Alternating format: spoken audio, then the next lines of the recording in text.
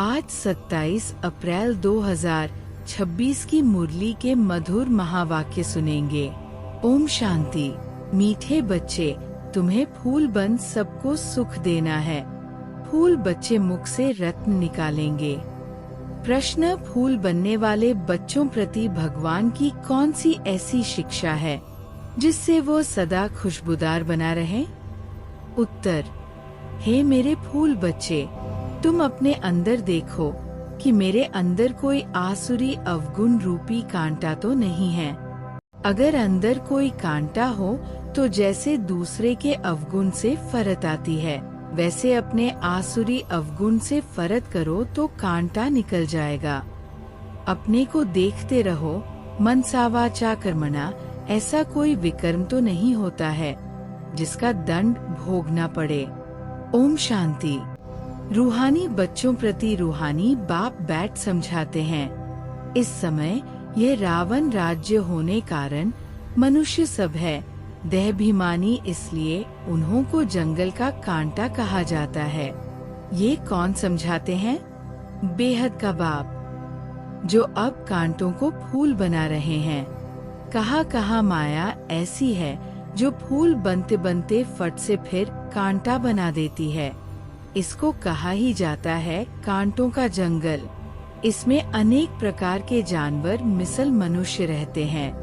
है मनुष्य, परंतु एक दो में जानवरों मिसल लड़ते गड़ते रहते हैं। घर घर में झगड़ा लगा हुआ है। विषय सागर में ही सब पड़े हैं। ये सारी दुनिया बड़ा भारी विष का सागर है जिसमें मनुष्य गोते खा रहे हैं। इसको ही पतित भ्रष्टाचारी दुनिया कहा जाता है। अभी तुम कांटों से फूल बन रहे हो। बाप को बागवान भी कहा जाता है। बाप बैठ समझाते हैं।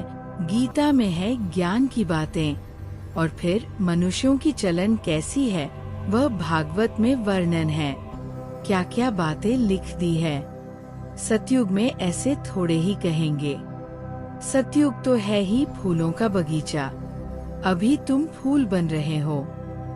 फूल बनकर फिर कांटे बन जाते हैं। आज बड़ा अच्छा चलते फिर माया के तूफान आ जाते हैं। बैठे बैठे माया क्या हाल कर देती है। बाप कहते रहते हैं हम तुमको विश्व का मालिक बनाते हैं। भारतवासियों को कहते हैं तुम विश्व के मालिक थे। कल की बात है। लक्ष्मी नारायण का राज्य था।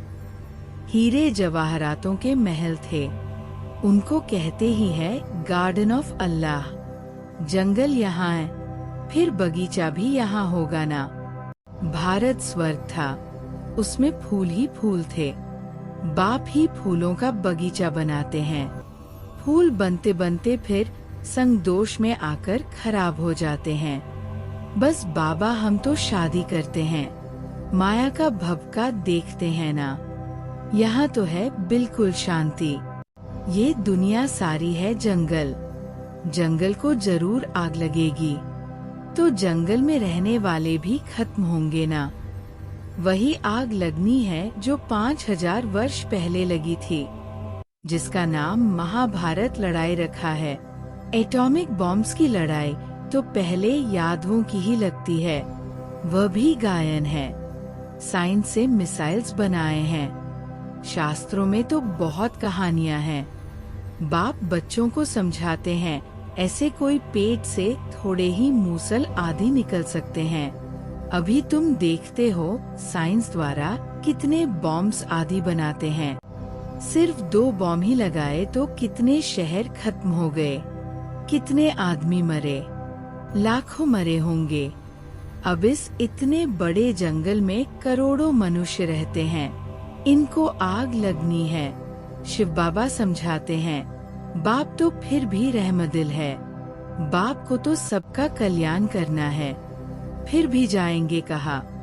देखेंगे बरोबर आग लगती है तो फिर भी बाप की शरण लेंगे।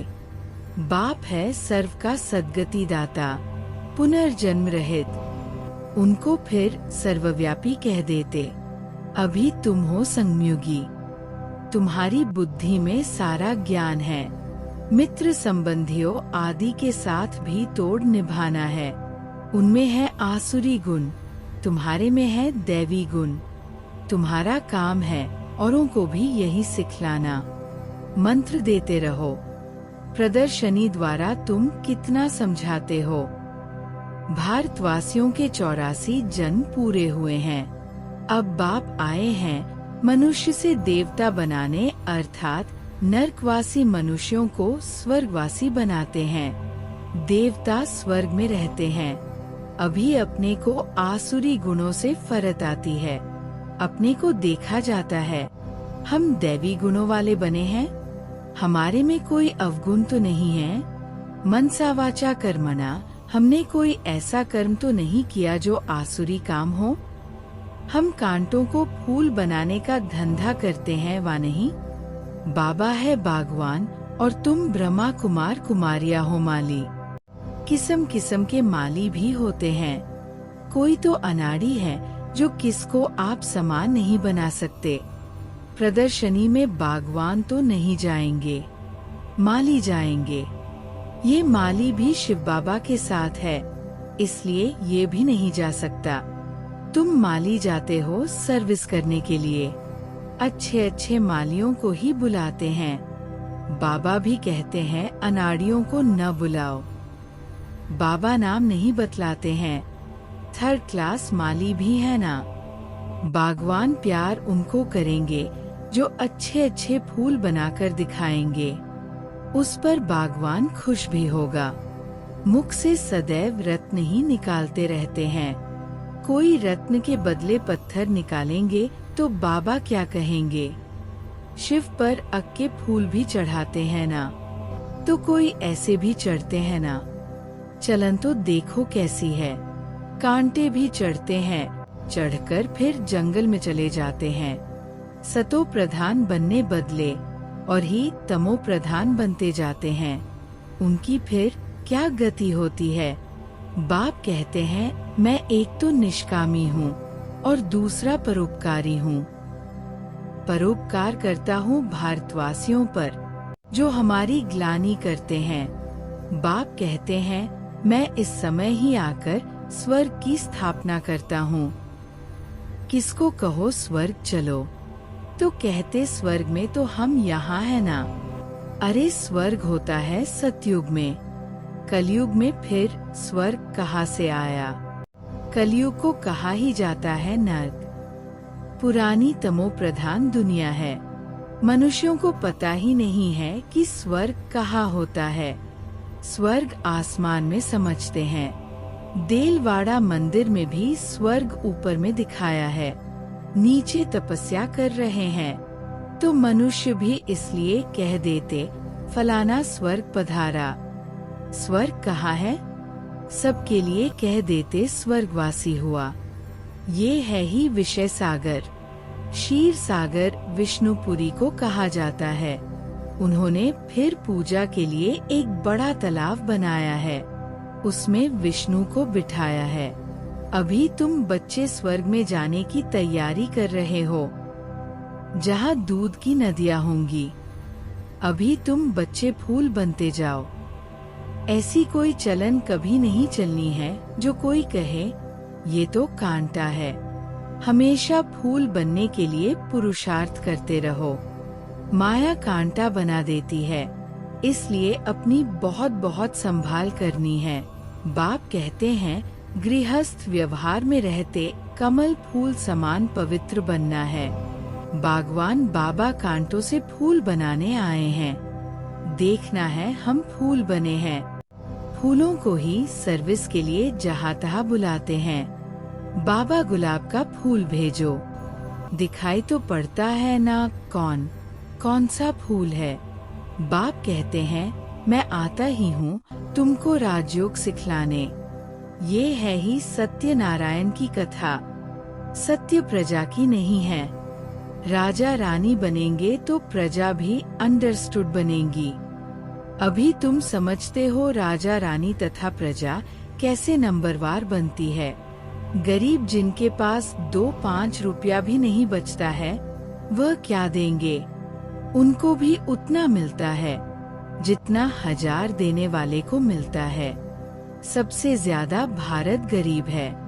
किसको भी याद नहीं है कि हम भारतवासी स्वर्गवासी थे। देवताओं की महिमा भी गाते हैं, परंतु समझ नहीं सकते। जैसे मेंढक ट्रांट्रा करते हैं। बुलबुल आवाज कितना मीठा करती है, अर्थ कुछ नहीं। आजकल गीता सुनाने वाले कितने हैं। माताएं भी निकली है। गीता से कौन सा धर्म स्थापन हुआ, ये कुछ भी नहीं जानते हैं। थोड़ी रिद्धि सिद्धि कोई ने दिखाई तो बस समझेंगे ये भगवान है। गाते हैं पतित पावन, तो पतित है ना।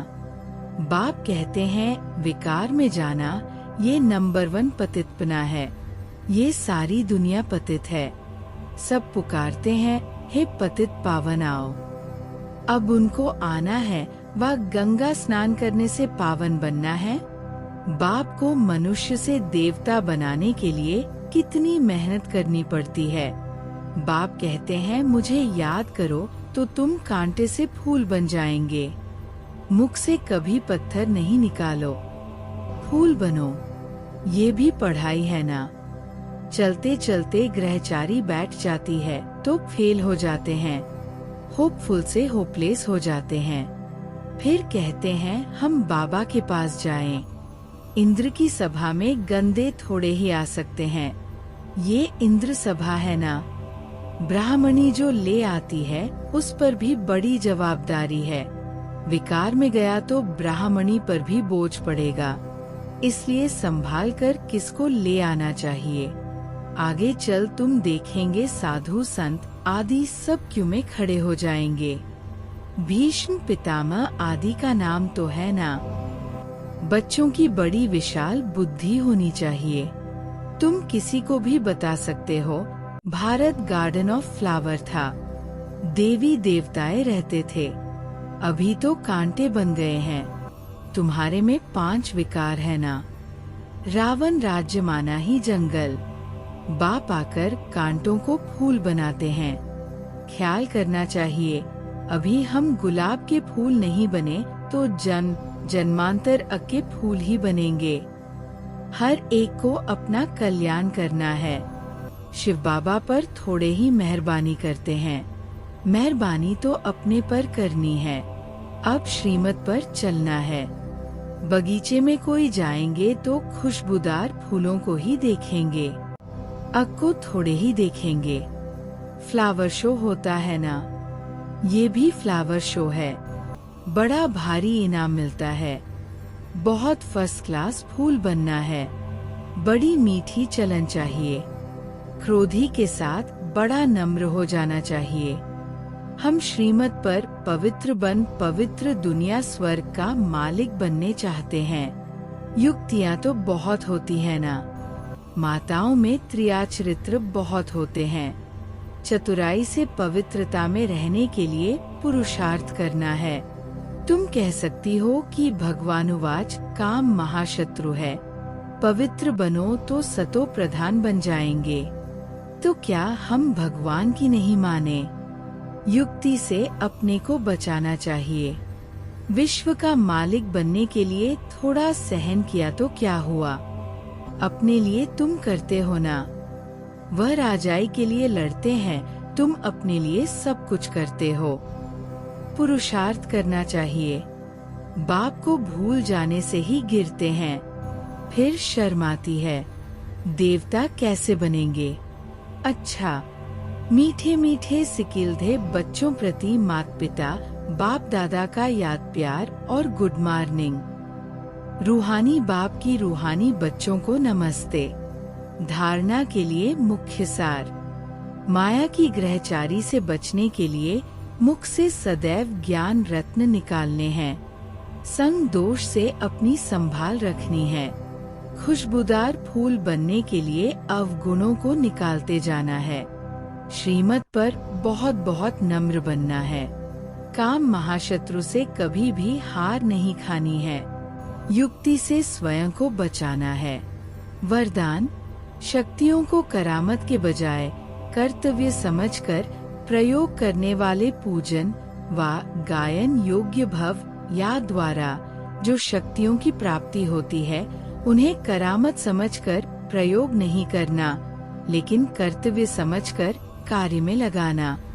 उन मनुष्यों के पास रिद्धि सिद्धि की करामत होती है, लेकिन आपके पास है श्रीमत। श्रीमत से शक्तियाँ जरूर आती है, इसीलिए संकल्प से कर्तव्य सिद्ध होते हैं। संकल्प से किसको कार्य की प्रेरणा दे सकते हो, ये भी शक्ति है, लेकिन श्रीमत में जब अपनी मनमत मिक्स न हो तब गायन और पूजन योग्य बनेंगे। स्लोगन: किसी भी प्रकार की हलचल में दिल शिकस्त होने के बजाय बड़ी दिल वाले बनो। ये अव्यक्त इशारे महान बनने के लिए मधुरता और नम्रता का गुण धारण करो। जो सरल चित है वही मधुरता के गुण संपन्न है, वही सदा हर्षित रहते हैं। हर्षित चित है तो सबको आकर्षित करते हैं। हर्षित का अर्थ ही है अतीन्द्रिय सुख में झूमना।